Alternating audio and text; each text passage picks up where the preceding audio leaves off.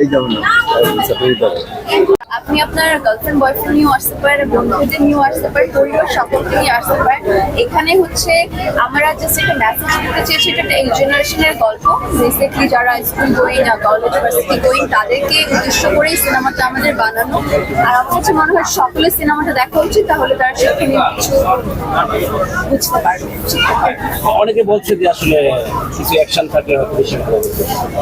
প্রত্যেকটা সিনেমাতে অ্যাকশন ছিল, ভিন্ন ধর্মী গল্প আসলে কিভাবে হবে? অ্যাকশন তো শাকিব খানের সিনেমাতে আছে, অ্যাকশন অন্য সিনেমাতে প্রচুর আছে। প্রত্যেকটা সিনেমা যদি ব্যালেন্স হয় তাহলে আপনারা নতুনত্ব অন্য গল্প তো এনজয় করতে পারবেন না। এখন নিশ্চয়ই কারোর যারা বাবা মা যারা একটু বয়স্ক আছে তারা নিশ্চয়ই সে ব্যালেন্সে পছন্দ করবে না। আবার অনেকে করতেও পারে। এখন দর্শকরা আসলে কোন গল্প কিভাবে লুপে নেয়, কাদের কেমন ভালো লাগে, এটা তো এখন বলা পসিবল না। তো প্রত্যেকটা আমি বলবো যে প্রত্যেকটা গল্পই যেখানে এসেছে, যে সিনেমা হলে চলছে, আমার সব দেখে হয়ে ওঠা হয়নি, কিন্তু আমি বলবো যে প্রত্যেকটা সিনেমা দুর্দান্ত যাক, ব্লকবাস্টার হোক, সকলে আমাদের যারা আমজনতা আছে প্রত্যেকে সবার সিনেমা পছন্দ করুক, এভাবে এগিয়ে যাক। আর কিছুর সাথে কাজ করার অভিজ্ঞতা ভীষণ ভালো, আমি তার সাথে মানে এতটাই ভালো যে আমি পরবর্তীতেও তার সাথে কাজ করতে আসলে ইচ্ছুক। সে অনেক ভালো মনের একজন মানুষ আর খুবই হেল্পফুল আর ভালো একজন অভিনেতা। একটু নতুন করে কিছু বলার নেই, তার অভিনয় এত বছর ধরে সকলেই দেখেছেন, দুর্দান্ত অভিনয় করে, পার্সোনালিটি মানে অন্য রকম। আমার তাকে ভীষণ ভালো, ভীষণ পছন্দের একজন মানুষ।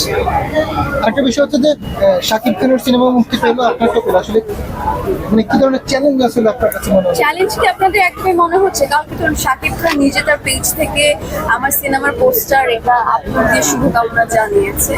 তো আমার কাছে তো এটা ভীষণ পরিমাণে ভালো লাগছে যে আমাদের মেগাস্টার সে এটা খেয়াল করে যে আমাদেরকে শুভকামনা জানিয়েছে মির্জাপুরকে। আমি তো গ্রেটফুল অ্যাকচুয়ালি তার প্রতি।